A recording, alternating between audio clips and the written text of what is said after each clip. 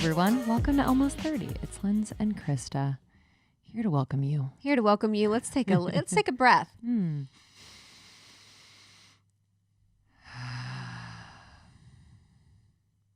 that feels good. I feel like I needed that. I needed that quite a little bit. Mm-hmm. So glad you're here. And if you're new, welcome. You don't need to be 30 to listen. Lindsay and I are past it. And we've also spoken with Gabby before. So if you're here for Gabby, welcome. We've had an interview with her previously. So you can search Almost 30 Gabby Bernstein to find our first interview, which was super powerful. Yeah, I love Gabby. We've had the privilege of seeing her speak in person. We've gone to her bestseller masterclass, and yeah, there's a no bullshit part of Gabby that I respect so deeply, and how present she is to her own life to be able to share in real time what she's going through and eventually kind of translate that into her next like message and teaching is really, I think, profound. Yeah, it's like when you're at the level that she's at, you know, where she's like New York Times bestseller, she has a membership, she's just such a profound figure in the space.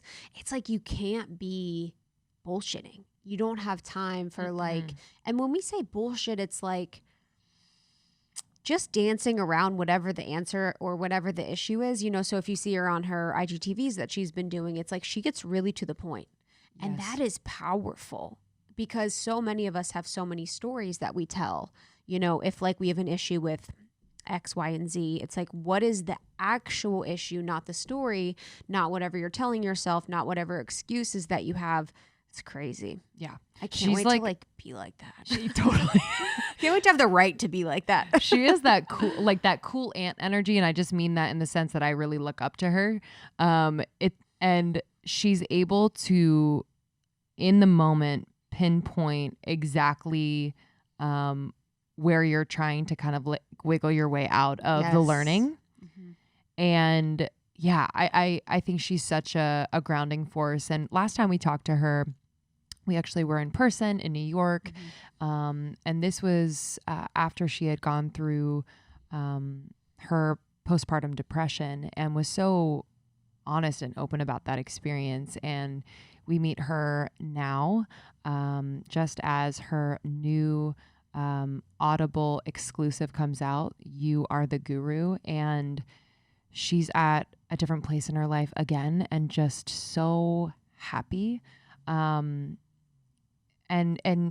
what I find so cool is that, you know, she's come to a place that no matter what is going on around her or in the world, she's been able to anchor in to her own truth and intuition no matter what. And in this Audible exclusive, in particular, she's sharing messages that will help you do just that. What did I say at the beginning? So the Audible exclusive is You Are the Guru.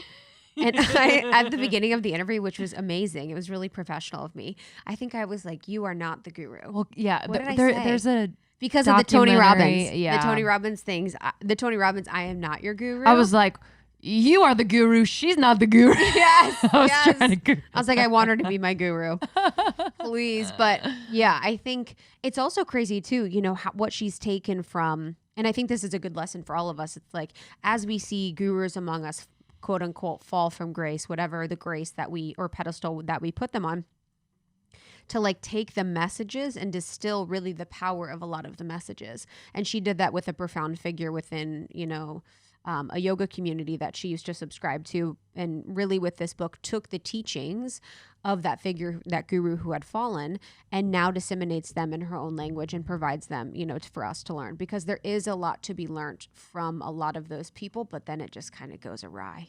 Yeah. And there's just, I don't think it's healthy to have kind of that attachment and dependency on one person, you know? I think, you know, the teaching really speaks for itself, and to be able to translate it for yourself and apply it to your own life without like, I think when you have that figurehead, there's like almost a self-judgment because you're constantly comparing to that person. But yeah, Gabby's awesome. I really love her and enjoy her, and can't wait just to see. She has another book she's working on. The woman is always working on a book. Yeah, and so Lindsay and I went to Kripalu. I think this was earlier this year. It might have been like February. February, yeah. February. Uh-huh. So she has a bestseller masterclass, which is now actually available for people. And we got to go to the workshop in person with her, which was so fun. So fun. And then, but also what was crazy, just to hear about her writing process is like air fucking tight. Mm-hmm. It's like she writes, I don't know if it's every day, but she'll do like a chapter, a few pages, send it to her editor. Her editor will send it back with notes. And they just have a beautiful system where it's getting edited as they go. And then her husband is the last editor for the entire book, all of her books. And she's someone that I think people really look up to as someone who very clearly presents one message very thoroughly in multiple ways in a book and really gets that through. Yes. You know, whether it's The Universe Has Your Back or Spirit Junkie or Judgment Detox. And it also was interesting too, and I think she mentioned it on the podcast here, but at the bestseller masterclass, she was talking about Judgment Detox and how the book publishers didn't want that name, Judgment Detox, and they didn't want that cover, but she really pushed for it because it was like truth to what she was saying, that it was a judgment detox and it wasn't going to be a really fluffy title like don't judge, love everyone, you know, whatever that was. So I think the ins and outs of that is fascinating, and what we learned at the bestseller masterclass was like crazy. Dude, I could not believe she was sharing basically everything we need to know in order to write a book, which I think you mentioned in the interview.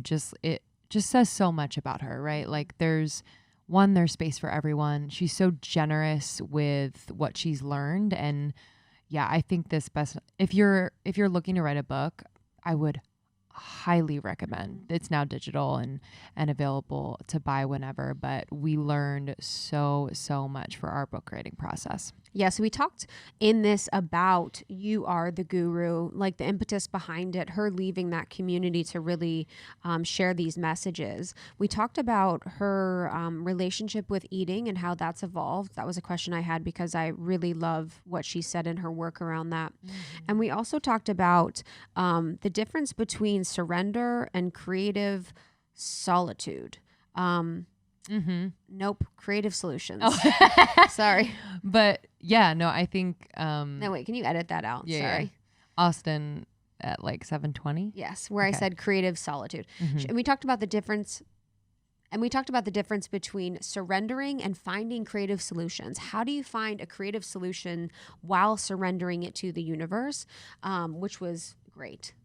Yeah, she also shared. Just how compassion creates connection. And it sounds obvious, but it's really developing that compassion for yourself first. So that translates to all of your other relationships. And, you know, I think during this time in particular that we're living through, it's really important to foster that so that we do still feel that connection with one another. And we also talk about taking inspired action, and seeing through the lens of love as opposed to the lens of fear. And she just gives really tactical ways in which we can do that on a daily basis. And it's really a practice. It's not like, oh, snap your fingers, you see through the lens of love. This is an everyday practice. Yeah, this is such a fun one. So we're so grateful that you're here to listen to it. You can get You Are the Guru on Audible. It's just audio on Audible. And I think she said if you sign up for a membership, you get it like free or something. Yeah. So she's really excited about that. Mm-hmm. We love you, Gabby. Thank you for your time. And for anyone that does not follow Gabby, please do. She's on Instagram at Gabby Bernstein. You can visit gabbybernstein.com for a plethora of resources and supportive courses and material. Her Miracle membership is incredible.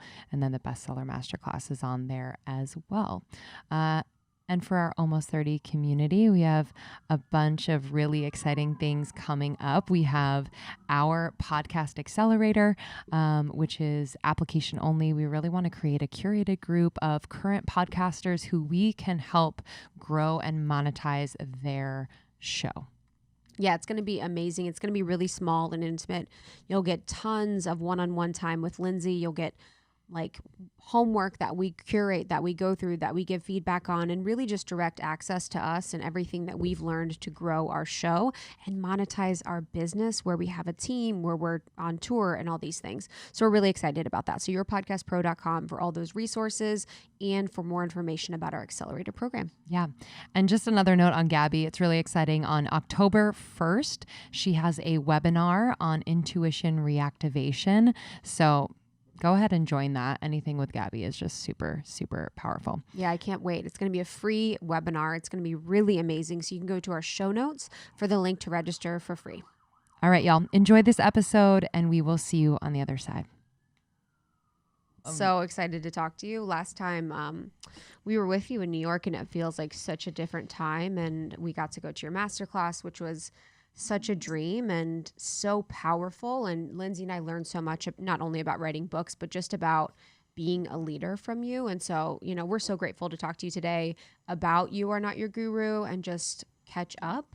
You are the guru. You are the guru.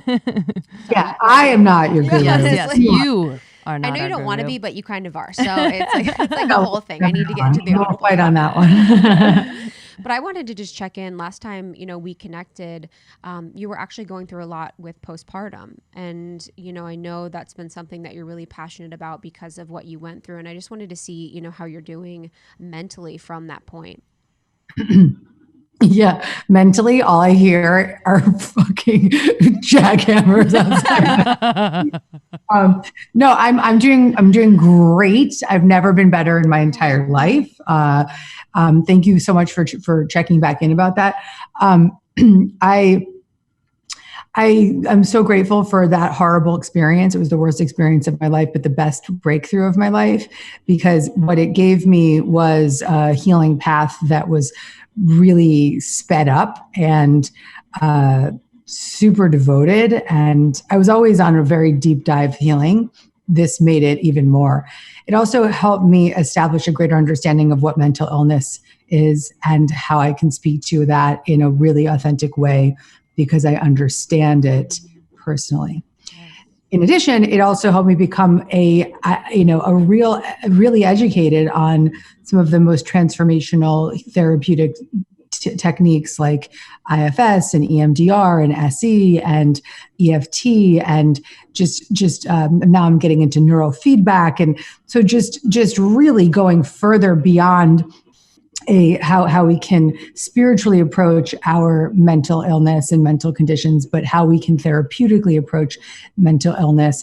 Or I don't even want to call it mental illness, just feeling like crap. How and what are the tools that we can use even beyond self-help practices, and where do those spiritual self-help practices intersect with psychology? And so it's been very, very, very, very cool. And I've never been happier in my entire life. Oh my God. So this is the gift that you get from having to go to hell and back and be, suicidal. Thank you, universe. And it's also not that it's just a gift that was given to me. It's a gift I claimed through being super devoted to my personal growth and super devoted to my recovery. And now I had insomnia at that time, and now I sleep 10 hours a night without no melatonin, nothing. I just go to bed. Miracle. There's nothing better, to be honest. Oh, yeah. The claiming of that period of crisis it's so powerful to hear you articulate, because I don't know. I think there is kind of a narrative out there that's like, how do you transcend it? How do you kind of bypass this time? And you really walked through and claimed it, as hard as it was. I guess I'd love to know what you understand now about a time of crisis like that, because I know a lot of people are going through just a life upheaval in so many different ways because of what's going on Earth. Yeah. What I know now is that we have two choices in times of crisis. The first choice is to give in to the crisis, to give in to the ways that we would try to control it, give in to the numbing out, or to go big and come out the other side. And when I say go big, show up for what's up. Show up for the personal growth opportunity, to show up for the healing opportunity, to show up for opportunity to change and grow and come out new. So I've been saying this actually throughout the entire pandemic experience, that we have two ways to approach what's happening right now. The first way being we can numb out. The second way being we can rise up and show up. So I've chosen, and I know you have as well, because you wouldn't be shining so bright and just doing such beautiful work in the world. I'm so proud of you guys. If you weren't making that commitment to yourselves, because you wouldn't be able to serve in the way that you are. So it's not, if anyone's listening and they're like, well, I've been numbing out and I've been drinking and binging. That's okay. Right now is a moment. Right now is a pivot moment. Right now is a chance to say, well, I was guided to this podcast for a reason. I have an opportunity to see this bottom as a breakthrough. And I can choose to really open up to the creative possibility that things could be better. Yeah, it's so powerful. And a lot of, I've been loving too the lives that you've been doing with people where you're just pulling people on and really working them through it and calling them out, on everything. So, as people hear this, and then, what do you say when people come with the excuses of X, Y, and Z? Like, how can they work through the excuses in their mind so that they can really see this as an opportunity? Well, I think that example you just gave actually is one way. When you open up to creative possibilities and you choose to see things through the lens of love, which is the first step in the You Are the Guru audiobook, when you choose to see through the lens of love, that's when creative solutions are presented to you, which is one of the other steps. So we have these moments throughout our life where things seem to be seemingly taken from us, but we have the other there. So there's this perspective of being like, I'm the victim, the universe took this from me. Or there's the perspective of, well, I have a opportunity to pivot. How can I do things differently now? That is the choice I made. So I, at first, felt like, okay, the universe took my stage from me. I had dozens of talks all throughout the world. I was ready. My diamond medallion on Delta was set, right? Like I was traveling.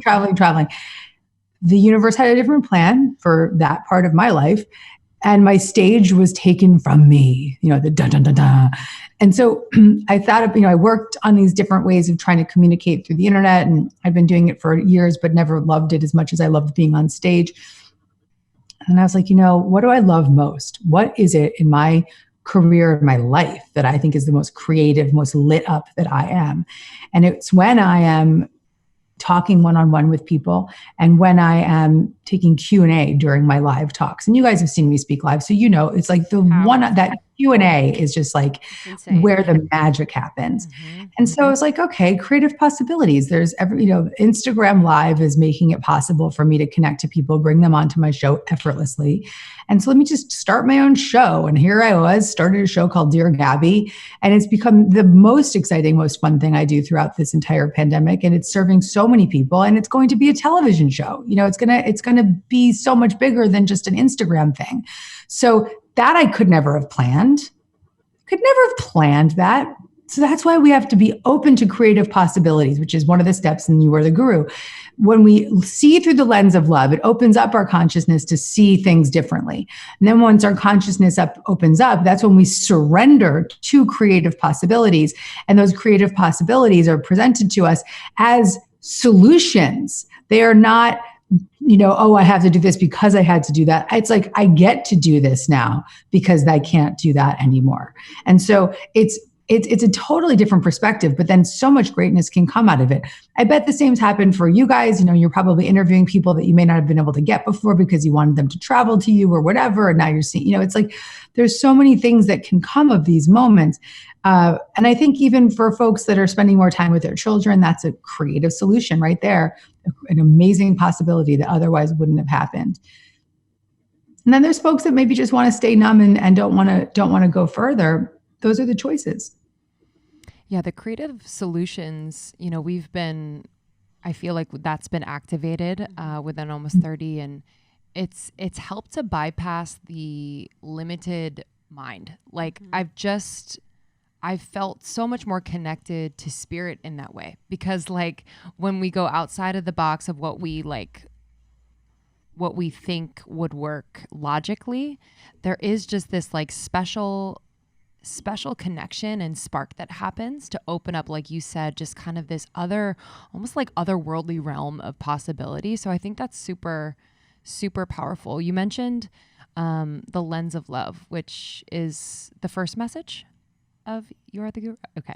Yeah, I love that. And I'd actually, I'm thinking about people out there who are having a really hard time, like finding that lens and feeling so disconnected from hope Right. and love in general. So I'd love to talk about how we can put on that lens of love, in the everyday. Yeah, I think all 6 of the messages in the book really are designed to have hope be the outcome, have more faith be the outcome. The messages are all about seeing more love through our perspective, but also seeing ourselves as not alone right now, that we're all in this together. This is the most connected the world has ever been. There is an opportunity to see the connection between others that we may not have ever been able to experience. People are having an awakening and a realization of their ability to witness themselves and other people. There's more time for stillness for many folks, not for everybody, but for many folks. And then one of the messages is, in stillness I receive. So that hope comes when we slow down and listen. That hope comes when we surrender to creative solutions. That hope comes when we choose to see our circumstances through the lens of love rather than the lens of fear.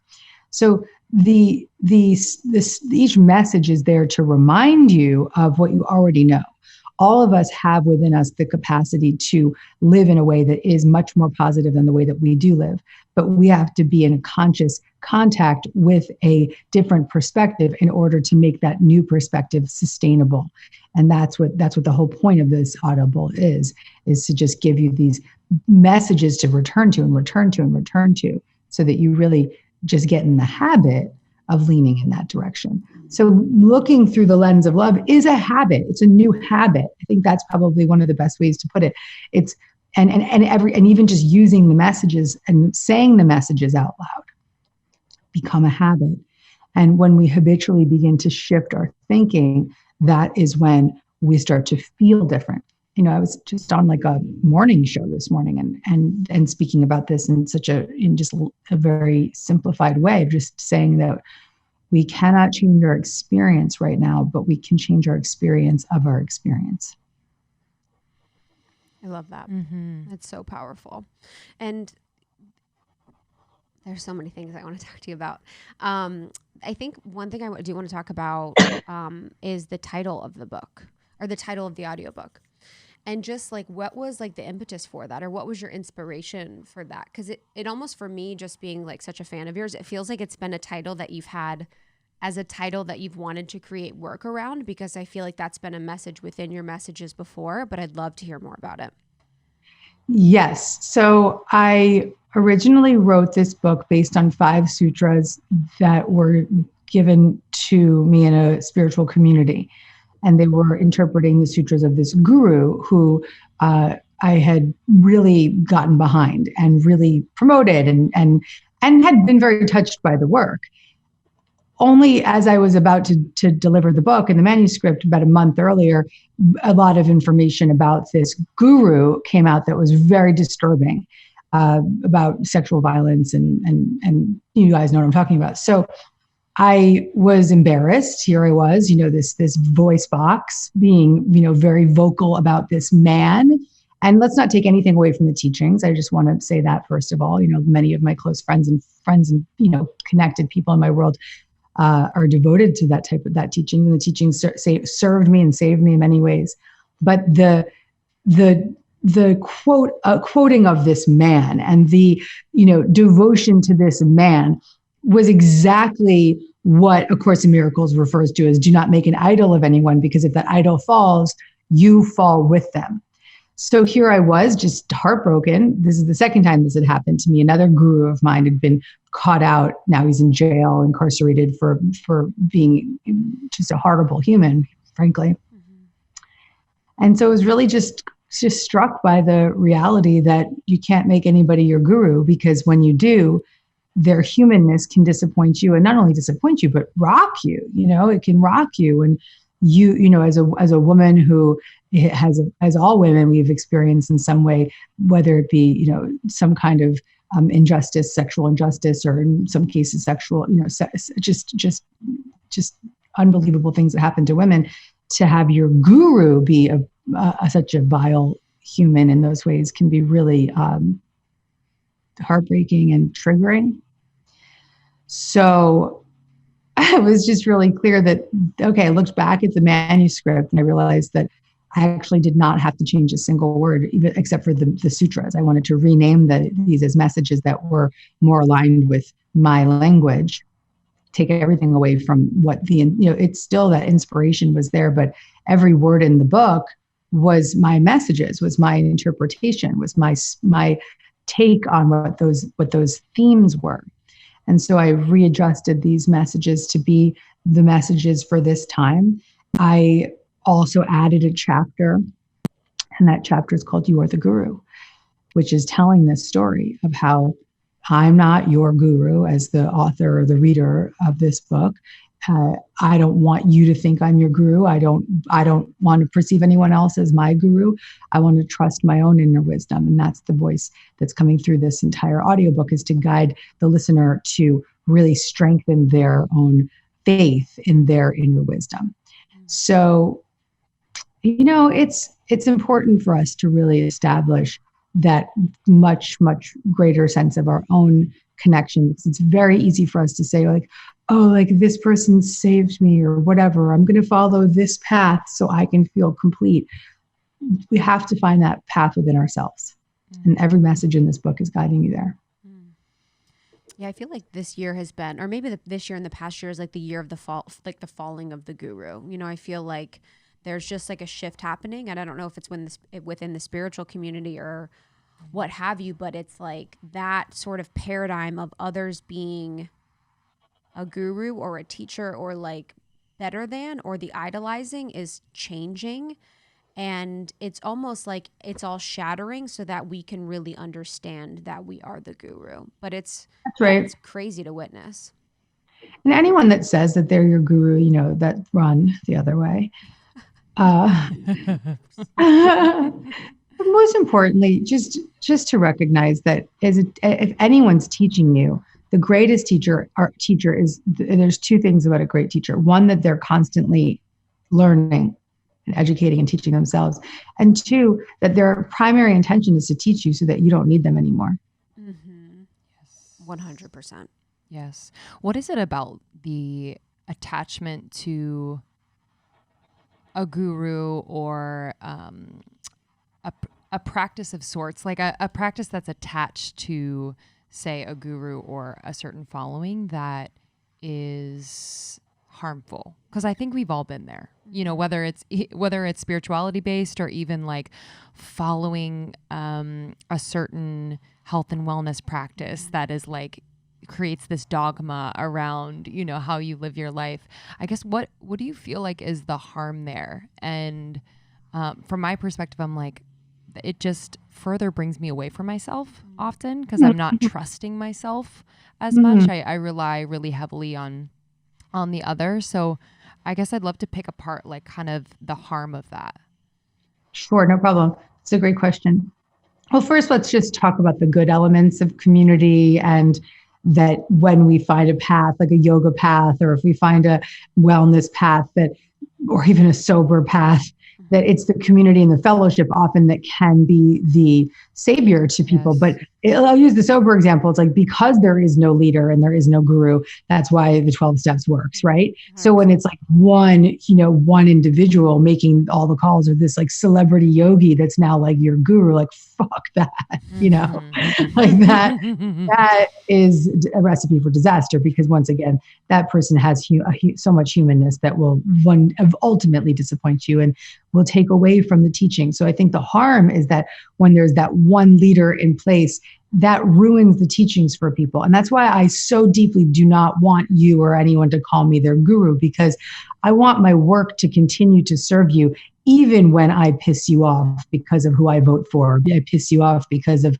some, I'd curse on the show, or if I piss you off because I say something that you don't agree with, because I will piss you off because I'm human. But I don't want that to take away from your experience of the universe has your back, or, like that would be heartbreaking to me. And I think that, I've seen students of mine decide they don't like me anymore. And that is so fine. I just don't want you to lose touch of what this work has meant to you. Because the work isn't my work, it's universal curriculum. I'm just translating it. So if someone decides they don't like me, I hope that the work doesn't go down with me. 100%. Yes. Yeah, I'm nodding so hard. On that too, it's like, if we've had something where someone was, said something about us, or, they were disappointed or something like that. I remember there was earlier this year, there was a situation where it was kind of like we were the gurus that were fallen. And I remember telling Lindsay, like, I'm so heartbroken that they didn't know I was human. Like, I'm so sad that I didn't make it apparent enough that I was human and that I wasn't perfect and that nothing that I do would be perfect. And that was like a lot was like the missing piece. But for that, then as a leader like yourself, how do you seek to humanize yourself, or how do you seek to make sure that, you are separate from the work and that the power of the work remains? Okay, great question. And then I also want to go back to something you guys said earlier about attachment. So let's come to that question, and then we'll go back to attachment. So, everything I do, everything I say, everything I write, every talk I give is based on my humanness. It's based on my own personal experiences of failure and destruction, and all the ways that I have come back to life. So I know that it is my humanness that actually is the key to why people have been served by my work. That is 100%. And that's what I would teach anyone that's in the position of wanting to be in the personal growth space or wanting to motivate people, is to just tell the truth and be authentic. And that is the greatest service you can give. So it's my humanness that has allowed others to recognize themselves in me. And that recognition says, oh, I'm not alone. And that's the greatest gift you can give someone. I have definitely grown a lot over the last 15 years in this field. For years, I'm sure, walking around like the yoga retreats or whatever, like in my, funky clothes, thinking I was hot shit, like whatever. That happened, but that's something I grew out of. I know I lived like that. I can like laugh at the way I was, but I wasn't harming anyone, but it wouldn't have been sustainable. So to live today, just knowing that I have a much different purpose here in the world, that my purpose is 100% to transform people's perceptions of their lives so that they can be free. That comes with a lot of responsibility, and that responsibility requires of me to totally get over myself. Yeah. Wow. Yeah. To be free. How have you personally liberated yourself? Girl, so many ways. I guess like recently too. I feel like very recently. Yeah, you've been in such a profound season of your life as like an outsider looking in. It's really beautiful to see. Yeah, I've never been happier in my whole life. So I suffered from an anxiety disorder for 39 years that culminated in postpartum depression and anxiety. And so treating that anxiety disorder with really, really valuable therapeutic practices. So, and life-changing practices that were helping me release trauma from my body, reprogram my neural pathways, expand my window of tolerance to deal with certain emotional patterns, has literally allowed me to become a new person. And I've understand neuroplasticity on a whole other level now, because you can literally change your brain when you devote your life to changing it. And weekly, I've had the privilege of being able to afford and attract the greatest teachers and healers. So I've worked with some of the greatest EMDR therapists and SE therapists, and now I'm training myself. I'm doing the IFS training, and I've been doing somatic experience trainings on shame, and I'm working on IFS and addiction. And So I'm doing all of this in the pursuit of my own well-being so that I can then be a guide for others so that they too can have a resurrection. Because everyone is in their own ways has trauma of some kind, whether it's trauma with a big T or trauma with a small t. We've all got it. And one of the things you said was, why are we so attached to the group or the teacher or the path? Because we were unfortunately, that attachment was breached as we were children. And when that attachment is breached as a child, we will look for that attachment in so many different ways. And that's why we will make the teacher the guru. And when that teacher falls, we are super triggered because all of the, traumas from our childhood with our father are activated or whatever it is, right? So, or your mom or your whatever.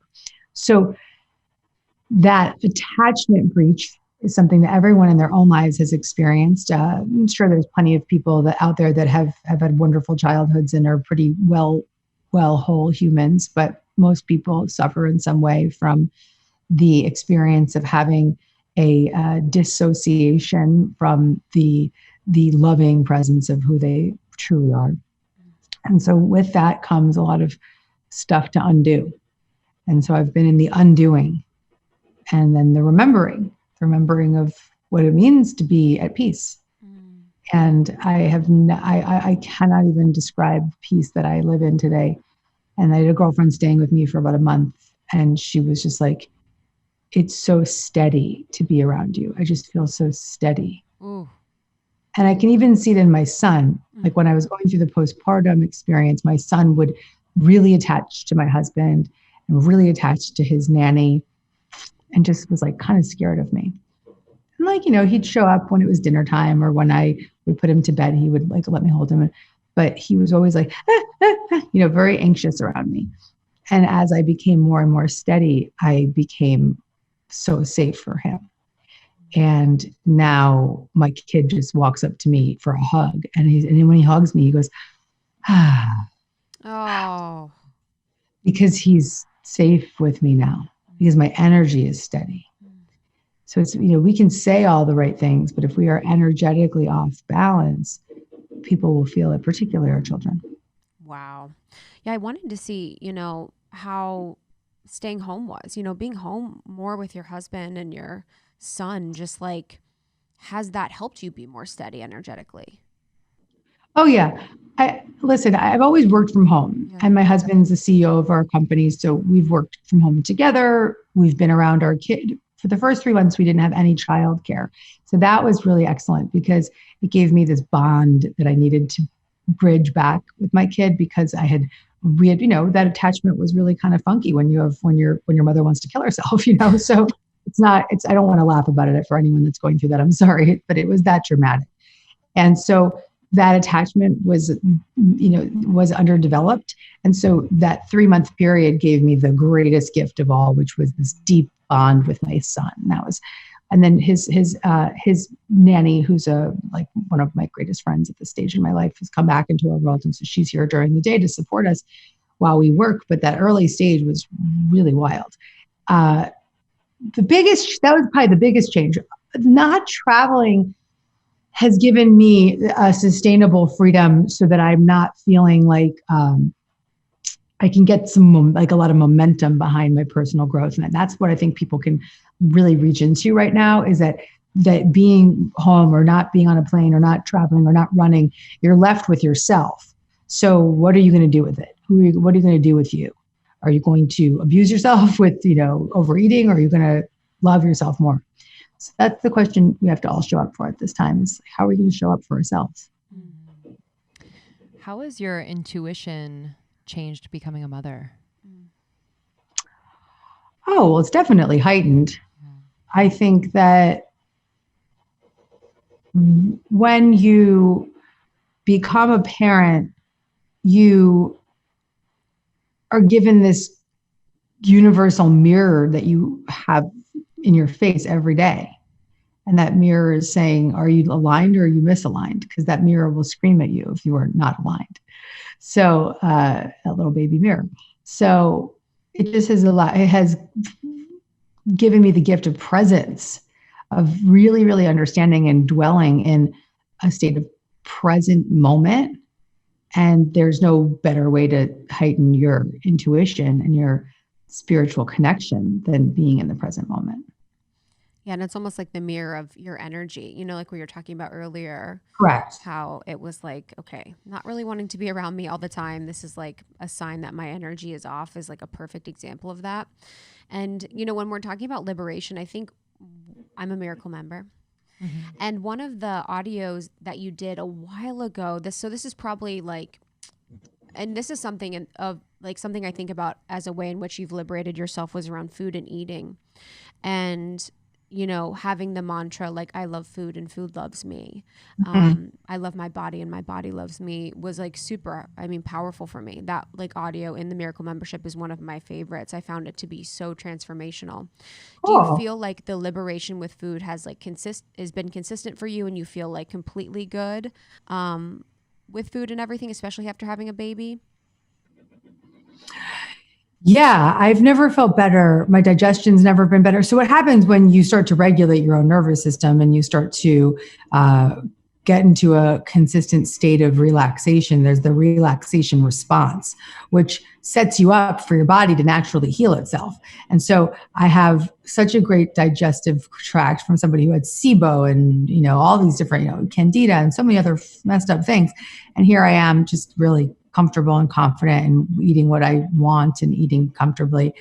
I recently had an experience where I was taking hormones to support fertility, and I gained about 10 pounds. And first of all, I needed to, so I was lucky. Like, everyone's like, wow, you look so great. And I'm like, I just gained 10 pounds. Like, how do you think I look so good? But I was underweight, I think. And so, but it was funny because I had been playing around with my diet and just being like, I'll cut out the carbs and maybe I'll lose that weight again and blah, blah, blah. And it's like, first of all, if you're doing something hormonally, like, you can't diet your way out of that. It's, hormones are hormones. So just give yourself a break if you're out there, mamas trying to get pregnant or whatever. So that's that. But more importantly, it was like this moment of just being like, well, let me love my body the way it is now and actually appreciate the way it is now. And even if I don't fit into my jeans, I can just, I'll get a pair of jeans. I'll wear my maternity jeans if I have to, like, whatever I have to do at this moment, and thankfully after having my kid, listen, I had so many ups and downs emotionally that like I lost so much weight around the time that I saw you guys last. I was like so sickly underweight because of the baby. And so food has not been an issue for me, but like the perception of my body has been like changing when you have a child. Like you don't, in some ways you can absolutely get back to where you were, but there's so much that changes. And so you have to just continue to love your body wherever it is. That's been something that's new for me, because for a long time I've had a really good sustainable, like, oh, I can eat this way and I'll be this way, Yeah. And it was good. It was a good lesson for me. Yeah. And I do look better with 10 more pounds on me. So that was, a blessing. Such a blessing. If this is 10 more pounds it's fab. I'm actually like detoxed a little bit since that 10 more pounds, but yes, this is still partially there. And I'm so sad that this like jackhammer is like ruining my. We can't hear it. It's good. We honestly cannot hear it. You're literally good. All I hear. Hopefully they're building something amazing. We're going to be building something cool. I'm going to have a recording. It's your guest house. Yes, that's my dream. That's my dream. Yeah, I think too, it makes me think about, I loved the message about compassion creates connection. And I think just speaking about the body, it's like when you have more compassion for yourself in the moment, I've just found my connection to self and to my own soul and spirit to be so strong. And then just everything it's like a butterfly effect. Everything is affected from there. So I'd love to talk about that compassion piece, because I think we all think we practice it consistently, but there are moments when I even feel like my ego kind of like nudging in and being like, wait. Like there is kind of this inner battle. So I'd love to talk about how people can really practice that compassion every day. Yeah. Well, I think that one thing that we can do, that's the best thing we could do, is practice compassion towards ourselves. Because if we get good at being compassionate towards ourselves, then it's effortless to be compassionate towards others. The reason that we judge others is because we are really reflecting back a disowned part of ourselves. So the more complete we become in compassionately loving and caring for our own inner being, the more second nature it becomes to love others and be compassionate towards others. So I like to really practice a lot of compassionate self-talk. I'll speak to myself all throughout the day.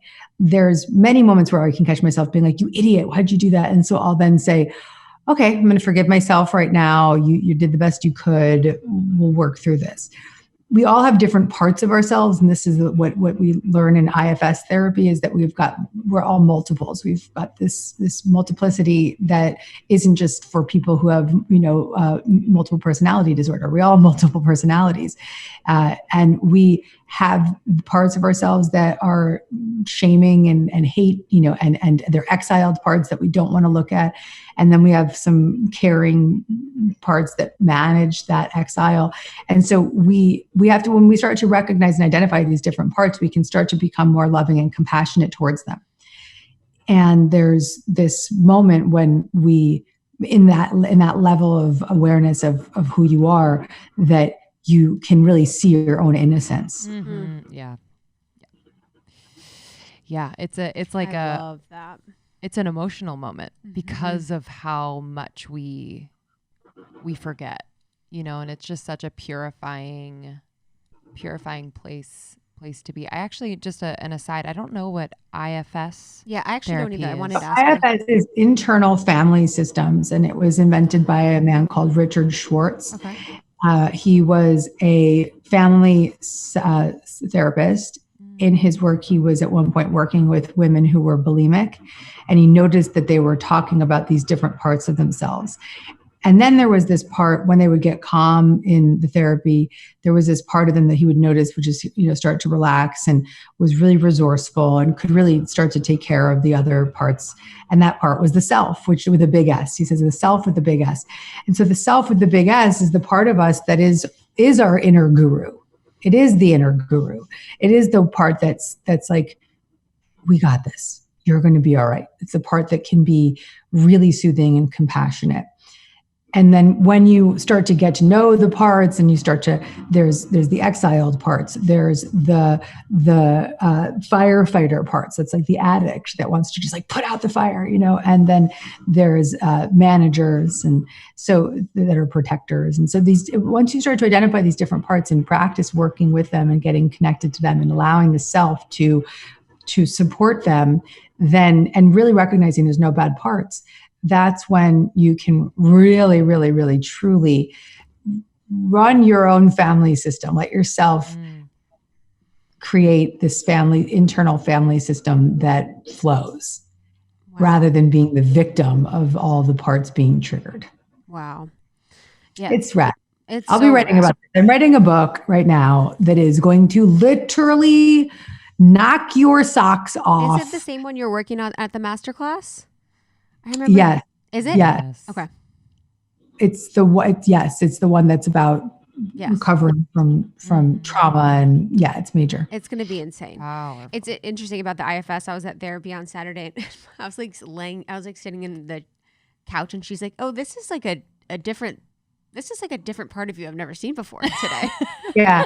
I was just like, "Yep." It's very possible. Like, if your therapist ever says to you, like, can we explore that part of you? Or, what does it feel like? Or where is it in your body? Or like, could that part of you step aside so we could see the other part? That's a sign she's doing IFS. Yeah. Yeah. The IFS and somatics has been super helpful for me. And we're also going to do EMDR soon. I just can't shut up in my therapy, and we haven't been able to get to it.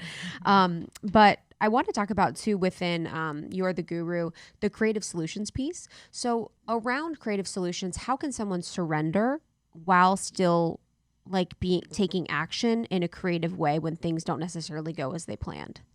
Sure. So I think that you kind of answered the question with the question. So when we take inspired actions that have no goal other than inspiration, when the goal is just let me feel inspired, let me enjoy this moment, that's surrender.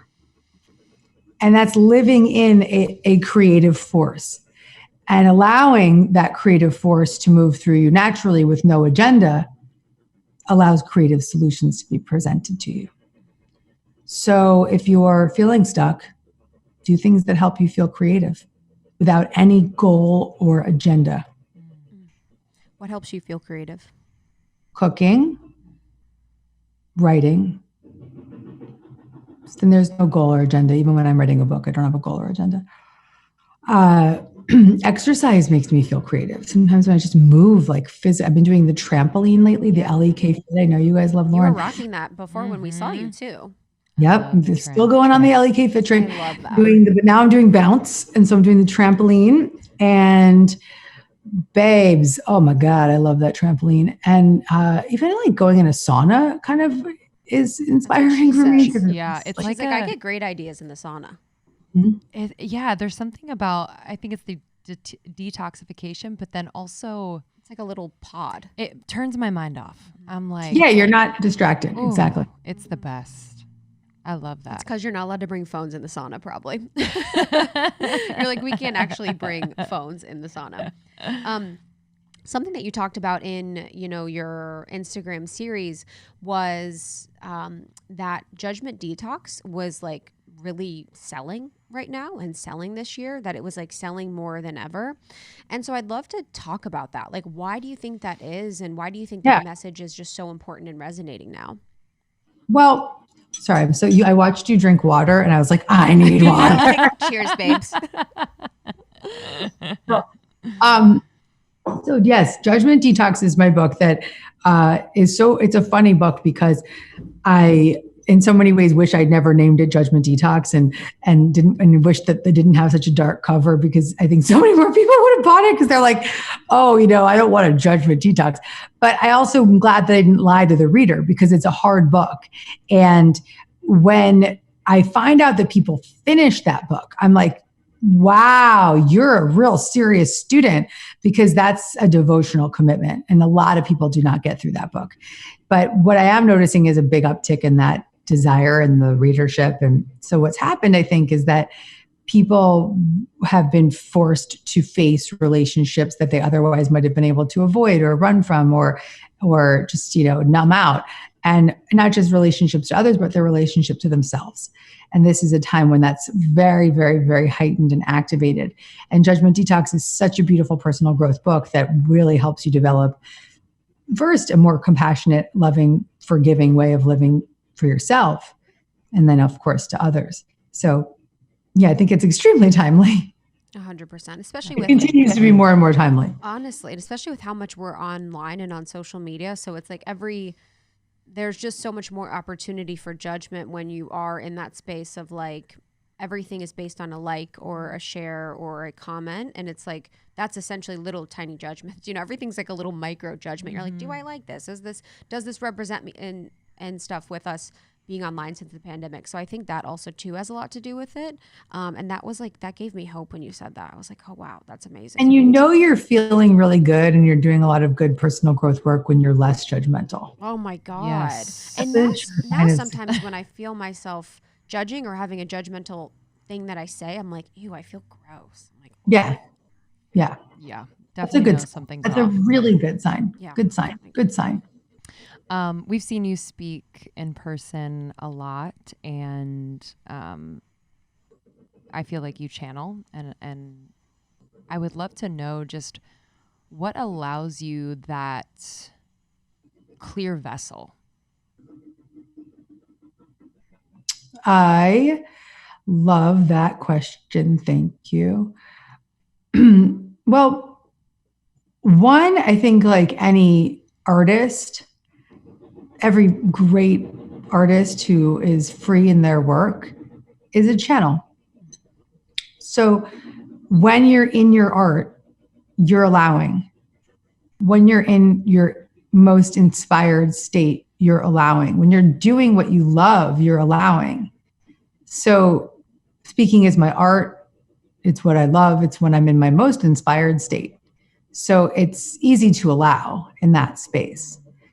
But as well, I've fine-tuned that allowing. I've strengthened that allowing in a few ways. One is by really turning it over every time I get on a stage and just saying, Spirit, speak through me. It's been an interesting challenge because my talks have all been moved to Zoom. So I'm starting now to play around with like, do I want to stand up? Do I want, right? So, because sitting here like this with you casually is awesome because this is the different style of communication, but giving a live talk, I'm standing, I'm wearing my heels, I'm doing my thing. So I think I'm going to start standing up, even though it's Zoom, because there's just certain things, there's certain ways to receive for me. The same way if a musician didn't have her like honey tea before her talk, right? So for me, I really do feel called to stand now. And I feel called to treat the Zoom the same way I would going out in front of a live audience, because even though I don't have that feedback, I still have to be a messenger that has to work even harder now to deliver that truth. And it's really interesting. It's much easier when you've got, a whole group of energy of people in the room. It's far more difficult when you just have no feedback. So there's that. So it's prayer, just getting out of the way and having fun. Fun is the catalyst for living in spirit. Completely agree. Yeah.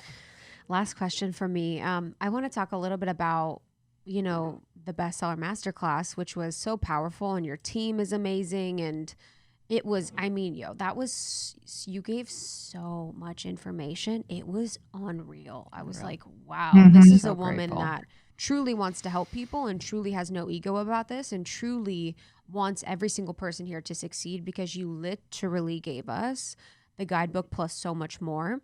And there's so many people listening that are, in this space of health and wellness or spirituality, and they want to create a business that they love, maybe write a book.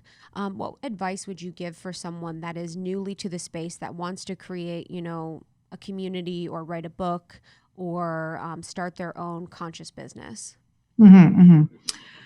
Well, the bestseller masterclass, which I'm so glad you guys got to attend in person, because that might have been the last one in person. Now it's this digital course that's always available. Make sure you guys have a link for it to tell people about it.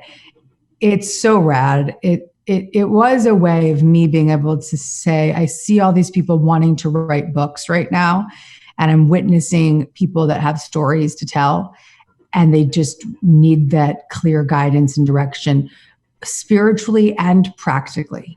So I created what I think is one of the best workshops for putting together a book and getting it out into the world.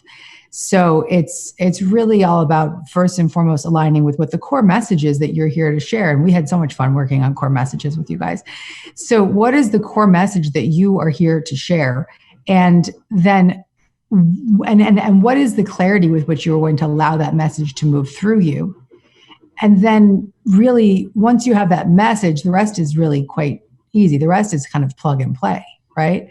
Of course, you have to get into the creative writing process, but without that clear, identified vision of where you want to take your reader, you will write yourself into circles. You will feel completely stuck. And so it's that clarity that gives you permission to become that channel to allow the messages to move through you. And so one of the first things we do in the training is just take you through the core message meditation and the core message process to identify and underlie that underlying core message. And then, there's amazing stuff in there. I mean, what did I give you, like a 6-month marketing plan, like month by month? Insane. I was like, are you sure you want to give this to I know, us? honestly. I was like, wait, do this what? and it will work. And it's so true. It's so true. And you guys are doing it. Yeah, we're doing it. And how to write the proposal was crazy. Like, I was like to Lindsay, it's just being in this space, there's a lot of things that are like masterclasses or, masterminds or whatever that we could be a part of that would be very expensive and not very helpful. This was like over delivered by a zillion times. Like the amount of information and the support and the clarity of which you guys all delivered it was like crazy. So yeah, thank you so much for that. Yeah. And that's why we launched it last spring, right when the pandemic was happening. We're like, are people going to do this right now? Like we were blown away. Like far more people registered than we thought. So we decided to just keep it open. And so it's open. There's a 12 pay. Like it's easy for people to access. So we'll make sure you guys can link it up. And it's it's a gift to be able to say, hey, here's what I did. And here's the breakdown and the step-by-step process. And here are the spiritual practices I do to write and to market. And oh God, it's like the coolest thing ever. Yep. I really do think it's like, I really think it's one of the best It's book the best writing programs. Hands It's down. the best. The best. No, It's it just the really best. is. I feel like I'm we an felt expert. so confident Yes. leaving there. Like, Yes. and Cool. that's kind of, you know, I think what holds a lot of people back in creating the thing. And for us, obviously, it's our first book, and we just learned so much. And we walked out, we were like, oh, we can We know do what to this. do. It did. It felt, Yeah, we it can felt do easy. this. Yeah. You know, And when you're selling your book, you can put that in your proposal. I did the bestseller masterclass, which Exactly. has some clout because it says, you know what, I've invested in my process. Yes. So good on you, girls. Yeah, no, I'm so psyched to see that book. Oh. Such a gift. Last question from me. I love that You Are the Guru is audio. And I'm curious, like, what inspired you to do solely audio? I was listening to the last like 30 minutes of it on my walk today, and I was like, oh yeah, this is like, there's something about receiving through the ears like that that is so powerful. And obviously we're in podcasting, so we understand the power of it, but what inspired that choice? You know, it was actually what I was contracted to do. So I had created opportunity with Audible to do what is an Audible original. And people are doing this in different ways. I think I'm one of the earlier Audible original folks. And I was under the impression that it needed to be a certain number of hours. And for that, I was going to have to really write a book in order to do that. It wasn't like I could just get on and start like just riffing for 15 minutes. I needed to write a book. So I wrote this book, and it's short. I mean, most of my books are 65, 70,000 words. This is probably like 35,000 words. So it's compact, it's concise, but it's a book. And I will be able to print it within a year from now.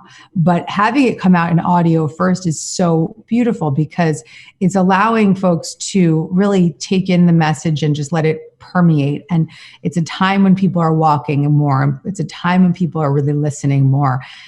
People don't always want to read. They want to just listen. I listen to so many great audiobooks when I drive. And so, and then the best thing about it is if you're an Audible Plus member, you get it for free. It's just automatically put into your library.